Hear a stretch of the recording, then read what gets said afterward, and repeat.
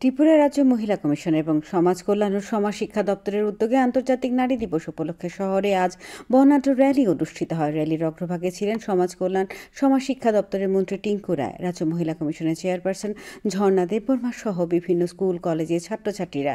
এদিন র্যালিটি শুরু হয় ওরিয়েন্ট চৌমুহনী এলাকা থেকে। শহরের বিভিন্ন পথ পরিক্রমা করে শেষ হয় মহিলা কমিশনের অফিসের সামনে।